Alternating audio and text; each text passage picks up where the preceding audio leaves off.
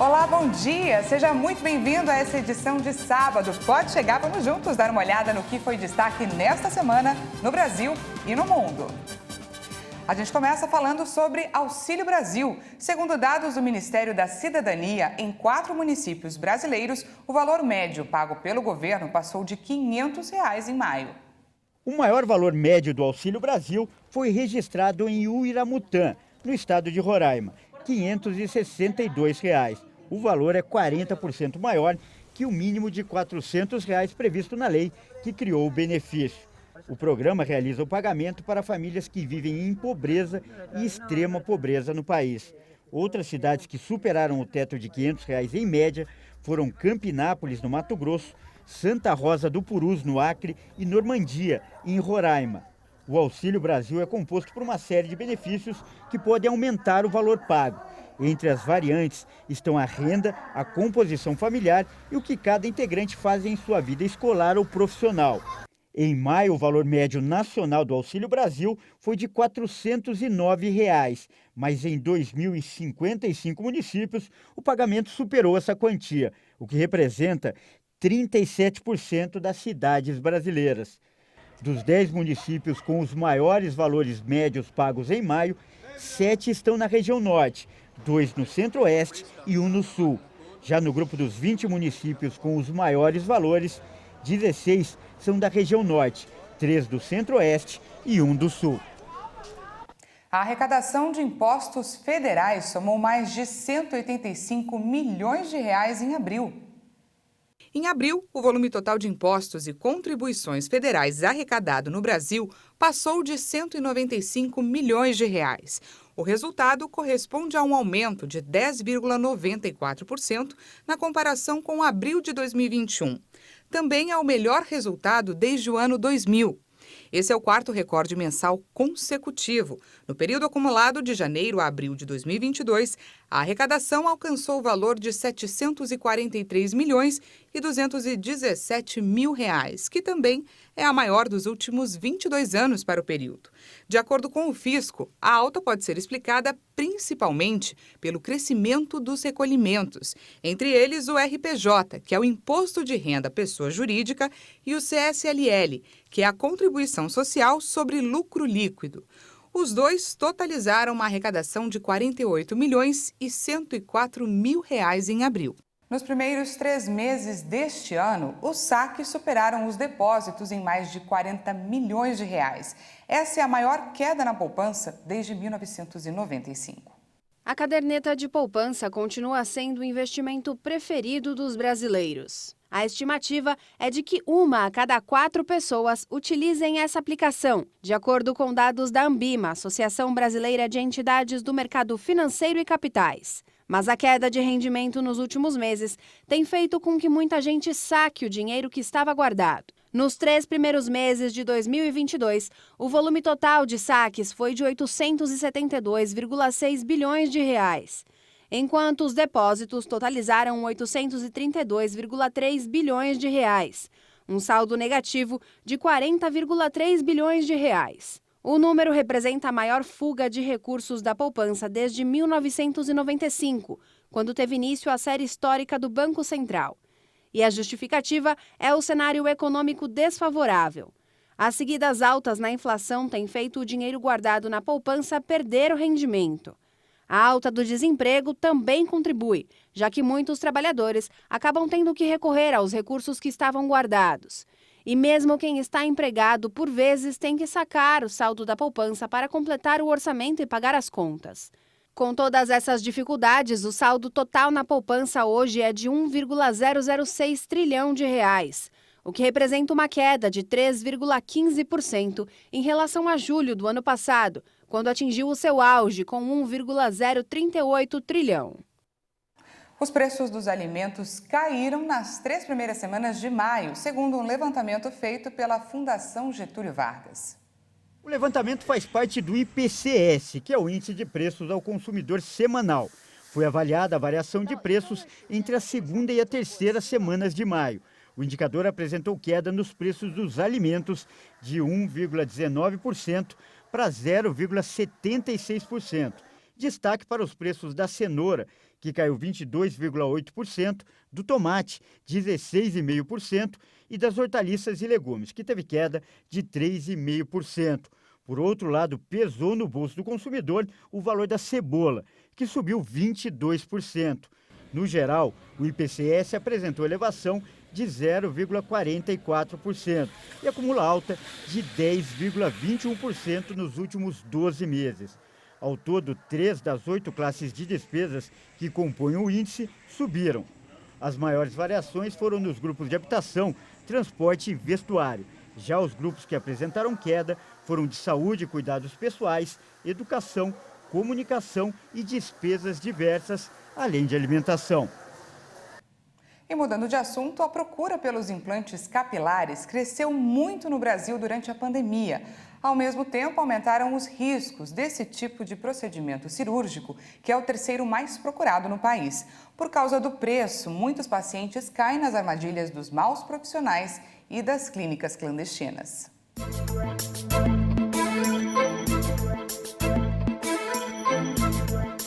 Michael tem 45 anos e desde os 20 sofria com a calvície. Na época, apesar do incômodo por causa da falta de cabelo, ele não pensava em cirurgias.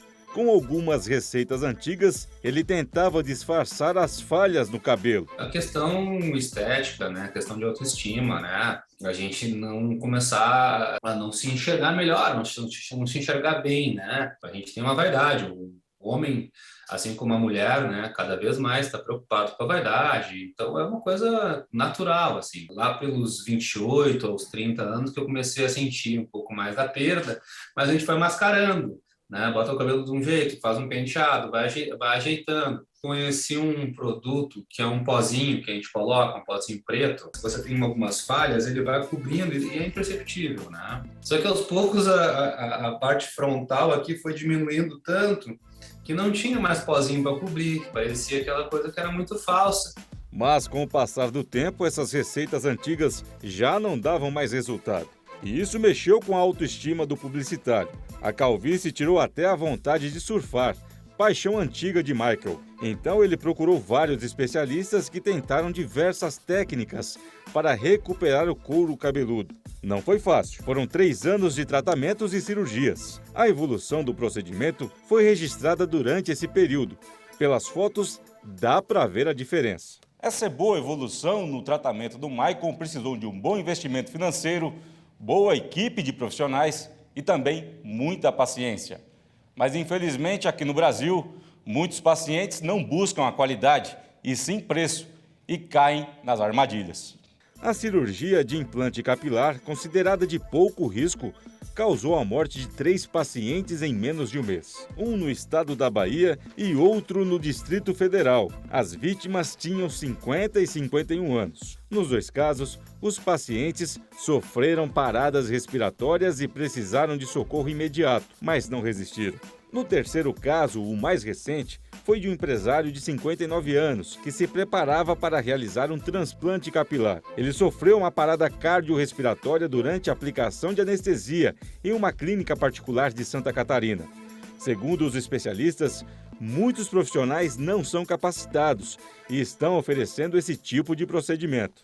Quando você tem um mercado altamente lucrativo e um procedimento aparentemente fácil, você acaba atraindo pessoas que não estão preparadas para realizar esse tipo de procedimento. Então, hoje, você tem, fazendo o transplante capilar, médicos que não têm nenhuma especialidade. Às vezes o médico é ortopedista, radiologista, ginecologista, neurologista, enfim, a pessoa está cansada de dar plantão e ela vê na internet, olha, pare de dar plantão, venha fazer transplante capilar. Eu não recomendaria alguém que tem um problema no dente procurar um radiologista, por exemplo. Da mesma forma, se você tiver um problema ortopédico, é melhor você não procurar o dentista. Então, cada pessoa acaba tendo, durante a sua formação, um treinamento que o habilita a realizar um procedimento. O que acontece hoje? A pessoa investe no marketing, se autoproclama um especialista em transplante capilar e as pessoas acreditam. Os problemas relacionados a óbito durante ou depois da cirurgia também são decorrentes da não verificação da existência de problemas de saúde prévio. A pessoa, às vezes, tem um problema cardíaco que não é investigado. Então, se você vai a uma clínica que não pede exames pré-operatórios, já é certeza que você está numa clínica onde não tem nem médico. Ou, se tem médico, não é ele que vai te operar. Os exames pré-operatórios são essenciais, exames de sangue. Nós não fazemos nenhuma cirurgia sem uma avaliação cardiológica prévia. E o procedimento tem que ser realizado ou num hospital ou numa clínica legalizada, com alvará da vigilância sanitária. Importância que foi levada em consideração pelo Michael. Ele começou a falar da saúde do fio. Isso é importante, porque ele começou a analisar, a fazer com equipamento, né, de última geração, com uma lente super, né, detalhada, como é que está a qualidade do teu fio da área doadora, sabe? Então não adianta tu ter um fio que está com uma qualidade ruim, com uma micro, não sei se chama, uma microcâmera, tu consegue analisar assim a qualidade do bulbo, a qualidade da extensão do fio, do esmalte, se o fio está em condição. E a primeira análise que a gente fez é que a minha área doadora, embora tinha quantidade para doar, não tinha qualidade suficiente para fazer o transplante. Então, antes de fazer o primeiro implante, eu tive que fazer um tratamento de uns 3 meses de melhoria daquele fio da área doadora, né? Através de medicamentos, de agulhamentos, né? Que a gente coloca alguns produtos ali, e o fio melhorou. Quando o fio estava numa qualidade ok, a gente fez o primeiro implante. Multifamily. Guarde essa nomenclatura que virou tendência no mercado imobiliário brasileiro. Aqui falamos de experiência. Então, esqueça aquele modelo tradicional de locação. Substitua por um imóvel com localização estratégica, já mobiliados e até com facilidades como Netflix, Spotify, personal trainer, além de serviços de limpeza e lavanderia. Tudo com uma gestão patrimonial mais eficiente, proporcionando praticidade, mobilidade e funcionalidade, sem deixar o conforto de lado. Sou até como marketing, não é? Vamos entender um pouco mais com a especialista em administração condominial, Léa Fajon. Bom dia, Léa. Seja muito bem-vinda. Bom dia, Daniela. Tudo bem? Tudo ótimo. Muito obrigada pela sua participação aqui com a gente. Multifamily é um conceito já bem popular nos Estados Unidos e que está ganhando espaço aqui no Brasil. Do que exatamente se trata? É tão bom quanto se vende? É uma novidade aí que o mercado brasileiro está investindo com tudo. Como o próprio nome já diz, são várias casas, várias residências num mesmo local, né? E essa facilidade de você encontrar todos os serviços faz com que o interessado se mude com a mala, né? Com a mala e com seus objetos pessoais. E ele se sente em casa pelo período que ele estiver interessado em morar fora da casa dele. Ele nem precisa levar muita coisa. Qual que é o perfil desse locatário? Eu imagino que com tantos serviços oferecidos, o valor deva ser alto, né? Com tantos serviços, eu não vou falar para você que é um valor alto, porque se você colocar na ponta do lápis, você vai encontrar todos os benefícios daquelas mensalidades que você paga dentro do local onde você mora, né? E para você, o perfil, na verdade, quem vai definir vai ser o construtor. Nós temos perfis para estudantes, perfis para médicos, temos perfis para idosos, e existem até residências multifamiliares já para pessoas com pessoas especiais, né? As pessoas que já conseguem, elas têm alguma deficiência, mas elas conseguem residir sozinha. Então, quem vai definir isso é o construtor. Vai depender muito da localização e da prestação de serviço que tiver ali. Explica pra gente qual o cenário do mercado de locação aqui no Brasil que tem levado hoje ao crescimento desse conceito. Quais as principais vantagens de se investir em propriedades multifamily? O Brasil, ele vem com essa inspiração muito no exterior.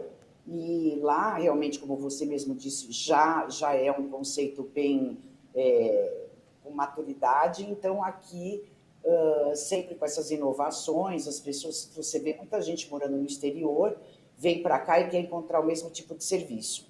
E, na verdade, é uma novidade, aqui não tinha isso. Então, tem vários investimentos, vários empreendimentos, e isso aqui era uma novidade. A nossa construção civil está todo vapor. Então, inspirado realmente nesses conceitos do exterior, foi criado esse conceito, é uma inovação, e o Brasil está a todo vapor com esse tipo de empreendimento. Com relação ao modelo de negócios, seria mais ou menos o que já acontece nos shopping centers, por exemplo, que é focado em residências, onde o dono decide as regras do empreendimento sem uma reunião condominial? A gente pode dizer assim? Na verdade, a própria convenção que rege esses empreendimentos, o regimento interno, já estarão lá todas as regras desse empreendimento. Então, quando a pessoa vai comprar, vai adquirir, ela já vai encontrar ali todas as regras de tudo, absolutamente tudo, horários, quais são os serviços que ela vai encontrar, o que ela pode fazer, o que ela tem que respeitar e o perfil daquilo. Para finalizar, vale a pena ser um locatário hoje? Com certeza vale, porque essa facilidade, ela ainda é novidade para muitas pessoas, né? E à medida que esse tipo de empreendimento se torne mais comum, ele vai se tornando muito mais acessível para muitas outras pessoas que têm essa ideia de que é muito mais caro. Mas realmente, na hora que você coloca na ponta do lápis, você vê que as vantagens são numerosas. E você gastaria de uma outra forma. Então, você, na verdade, acaba economizando ao invés de gastar mais. Bom, a gente conversou sobre multifamily, que é a tendência do mercado imobiliário brasileiro, com Léa Fajon, que é especialista em administração condominial. Muito obrigada, Léa, pela sua participação. Obrigada a vocês. E até mais. A gente vai para um rápido intervalo e na volta você confere. Como essa semana foi comemorado o Dia Nacional do Café, a gente traz uma reportagem especial sobre a bebida mais consumida do Brasil, depois da água, é claro. Nós voltamos já.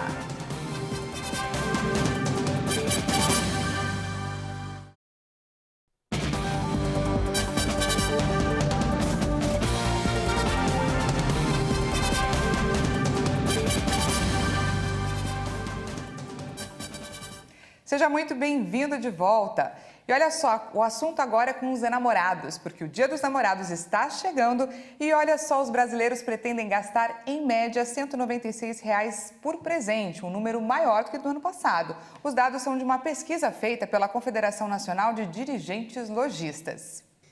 E mais de 92 milhões de consumidores pretendem comprar presentes no Dia dos Namorados. Em média, cada pessoa deve desembolsar cerca de R$ 196 com as lembranças e demonstrações de carinho. É o que aponta um estudo realizado pela CNDL, a Confederação Nacional de Dirigentes Lojistas, e pelo SPC Brasil. A expectativa é que a data injete mais de 18 bilhões de reais na economia, valor próximo ao de 2021. A pesquisa mostra também que 34% planejam gastar mais neste ano do que gastaram no ano passado, enquanto 31% pretendem gastar o mesmo valor e 18% devem gastar menos. Os itens mais procurados são roupas, com 37%, perfumes, cosméticos e maquiagens, 34%, e calçados, com 23%. De acordo com o levantamento, 56% dos consumidores garantem que devem comprar um único presente, enquanto 31% afirmam que vão adquirir 2 itens. Especialistas avaliam que o orçamento apertado e o aumento da inflação vão impactar as compras para a data. Embora para muitos consumidores o momento seja de conter os gastos, a data também é considerada importante para muita gente. E mudando de assunto, a vacina centenária contra a tuberculose, a BCG, terá sua distribuição diminuída. Isso porque o Ministério da Saúde está com dificuldades em fornecer o imunizante aos estados.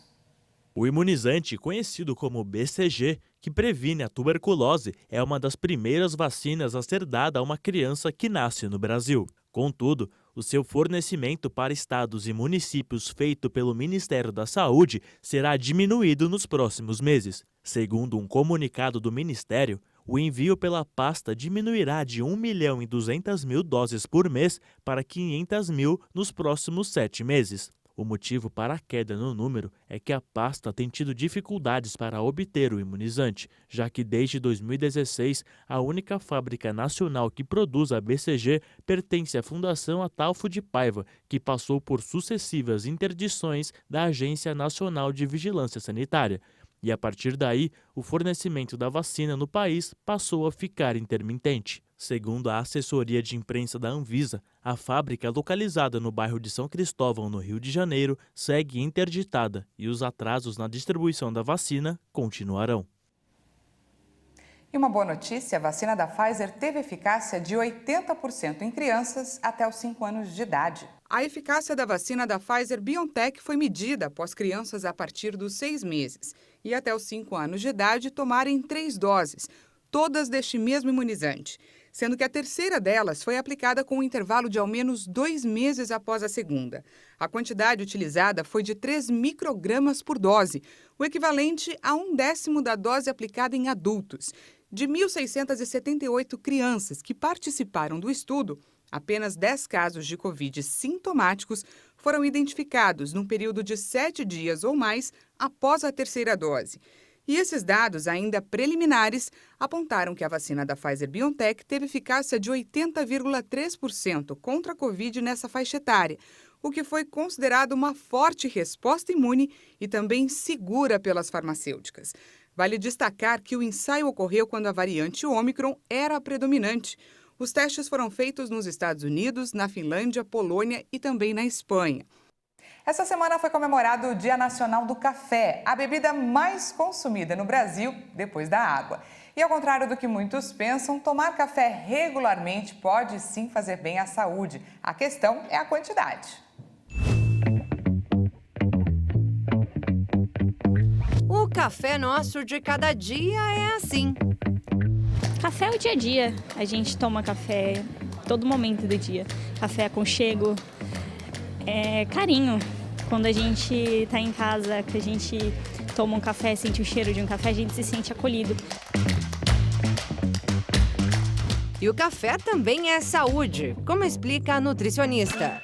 Nos ajuda no emagrecimento, melhora o desempenho físico e mental, né? A gente já tem testes aí, até em atletas que melhoram o seu desempenho, atletas e réis seres mortais como nós, assim, que fazem academia todos os dias, ou então que fazem exercícios físicos, né? Mas isso melhora muito o desempenho, porque também ativa o metabolismo e faz com que a gente tenha um pouco mais de disposição.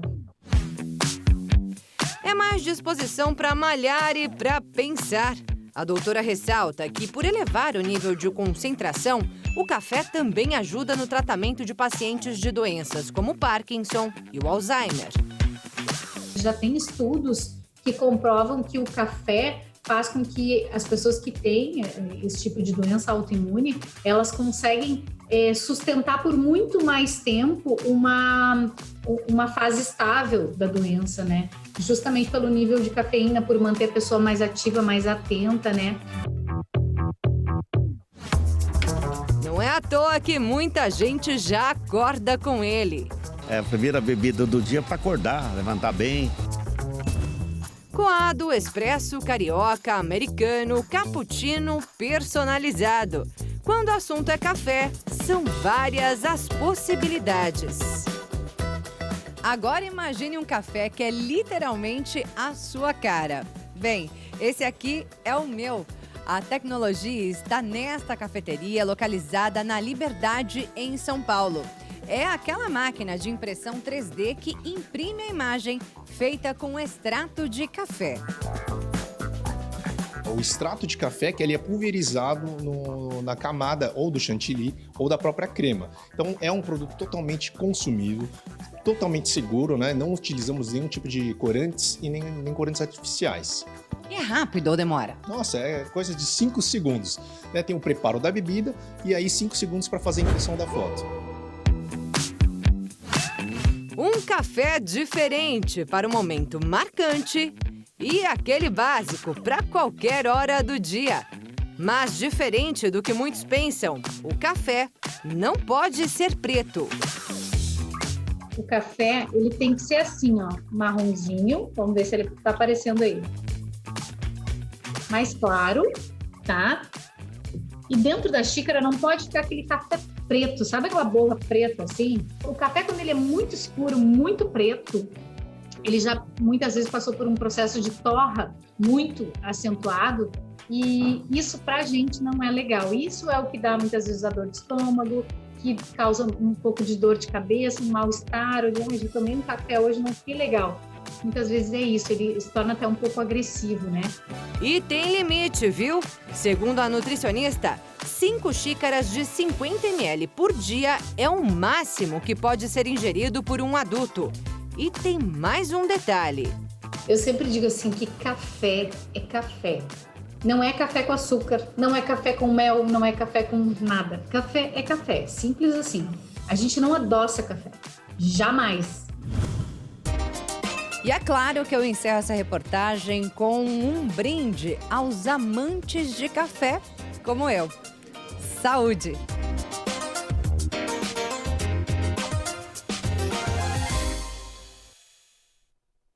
Essa edição fica por aqui. Mais uma vez, obrigada pela sua companhia. Um ótimo final de semana para você e até segunda.